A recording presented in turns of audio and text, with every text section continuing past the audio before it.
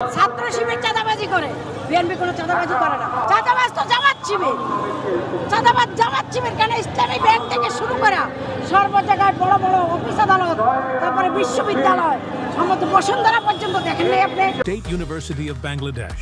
Admission going on. Please confirm your seat.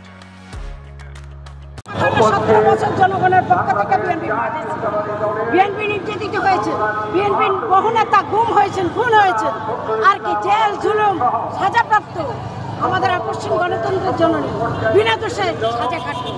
দেখেন নাই হাসিনা পালানোর পরে কি পরিমাণ সম্মান দেশনেত্রী বেগম খালেদা জিয়া পেয়েছে।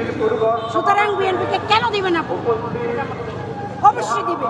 বিএনপি জনগণের দল, জনমতের দল, গণতন্ত্রের দল, মানুষের জন্য কথা বলে, মানুষের জন্য এই দল এত নির্যাতনের পরও কখনো মাথা নত করে না। এই জন্যই ভোট দিবে। ছাত্র শিবির থেকে শুরু করে এনসিপি অনেকেই বলে বিএনপি বিভিন্ন চাঁদাবাজি করে, এটাকে আপনারা কিভাবে বলবেন? ছাত্র শিবির চাঁদাবাজি করে, বিএনপি কোনো চাঁদাবাজি করে না।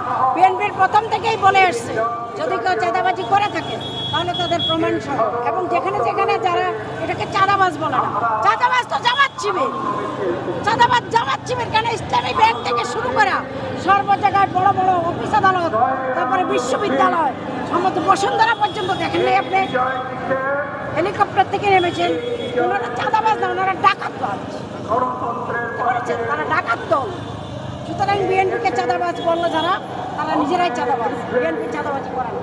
বিএনপি অনেক বড় দল, বিএনপির কাছে তারা ঘেঁষতে পারবে না, সেই জন্য বিএনপিকে নিয়ে উল্টাপাল্টা কথা বলে।